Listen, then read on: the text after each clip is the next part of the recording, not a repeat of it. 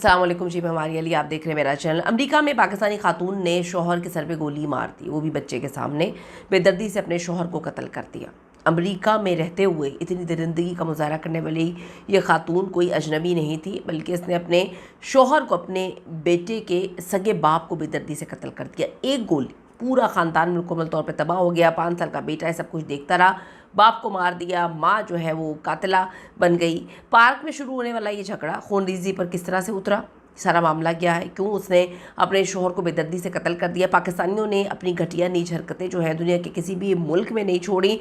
Overseas के लिए ये वीडियो लम्हा फ़िक्रिया है। खुदा के लिए इस वीडियो को देखें और समझें कि एग्जैक्टली क्या हो रहा है। रिक्वेस्ट है चैनल को सब्सक्राइब करें, आपके सपोर्ट की ज़रूरत है। ये जो खातून है जिसने अपने ही शोहर को कत्ल किया बेदर्दी से, समर खान इसका नाम है, 42 ईयर्स इसकी एज है, कोई बच्ची तो नहीं है।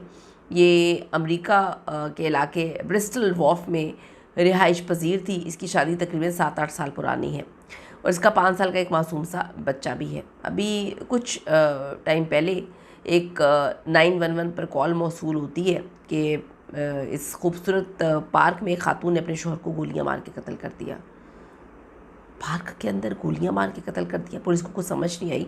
उनका 5 साल का बेटा मुसलसल वहीं पे खड़ा होकर रो रहा था। उसको यकीन ही नहीं आता, समझ ही नहीं आती कि हमारे बाप के साथ, मतलब मेरे बाप के साथ क्या हो रहा है। बाप खूनम खून है, बाप को खून में नहलाया हुआ है। ब्रिस्टल वॉर्फ के खूबसूरत पार्क में ये खातून इस तरह की हरकत करती है। जब पुलिस भागम भाग वहाँ पर मौके पर पहुँचती है तो उन्होंने देखा कि ये खातून बड़ी रिलैक्स्ड बैठी हुई है, पुरसुकून अंदाज में बैठी है। उसके कपड़ों पर खून के धब्बे हैं और करीब ही 38 ईयर्स का ज़फ़र इकबाल जो है उसकी लाश पड़ी है। और वो ज़फ़र इकबाल कोई और नहीं, इसका शौहर था। इनका ताल्लुक़ पाकिस्तान से।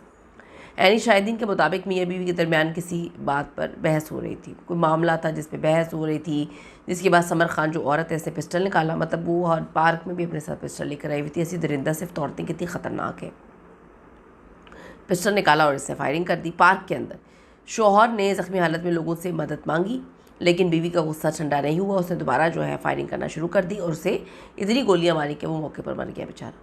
सबसे हैरानकुन बात यह थी कि कत्ल के फ़ौरन बाद खातून ने अपने किसी मर्द दोस्त को फ़ोन करके कहा कि मैंने अपने शौहर को भाई अब मार दिया है, अब पुलिस मुझे पकड़ के ले जाएगी, तू मेरे बेटे का ख्याल रखना।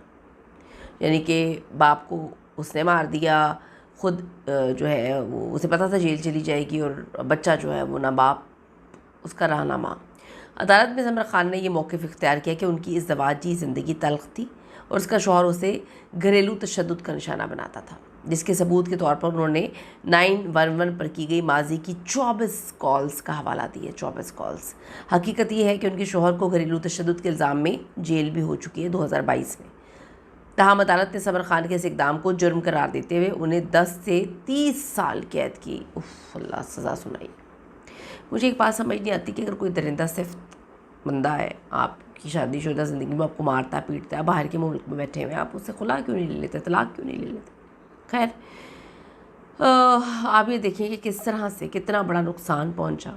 इस वाक़े में सबसे ज़्यादा नुकसान तो इस मासूम से 5 साल के बच्चे का हुआ, जिसके सर से माँ बाप का साया दोनों का उठ गया।